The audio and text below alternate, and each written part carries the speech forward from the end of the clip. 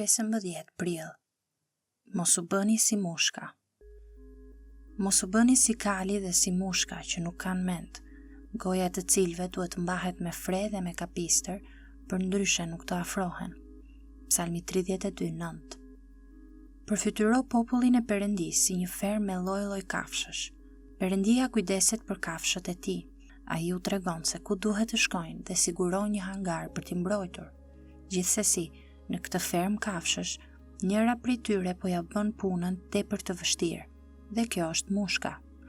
Ajo është budallaqe dhe kokfort, dhe është e vështirë të dallosh se cili t'i parë mbizotëron tek ajo, kokfortësia apo budallalloku. Mënyra se si pëlqen Perëndis t'i fus kafshët e tij në hangar për t'u dhënë ushqim dhe stre, është t'u mësoj atyre se të gjitha ato kanë një emër të veçantë dhe pastaj t'i thras me emër. Unë do të edukoj dhe do të mësoj rrugën nëpër të cilën duhet të ecësh. Psalmi 32:8.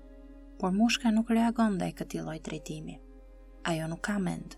Prandaj, Perëndia i hipën kamionçinës së tij dhe del në fushë, i vendos mushkës kapistallin dhe gojzën, e lidh pas kamionçinës dhe e tërheq atë në hangar, teksa ajo ende ngul këmbë dhe shfryn gjatë gjithë rrugës.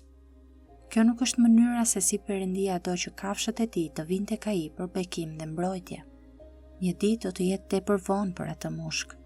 Atë do ta zër breshëri dhe do ta godas rufeja, dhe kur të vi me vrap, dera e hangarit do të jetë e mbyllur. Prandaj, mos u bëni si mushka. Mos u bëni si kali dhe si mushka që nuk kanë mend, goja e të cilëve duhet mbahet me fre dhe me kapistër. Përkundrazi, kushdo që është i perëndishëm, të vijë te Perëndia në lutje, derisa ai mund të gjendet. Psalmi 32:6.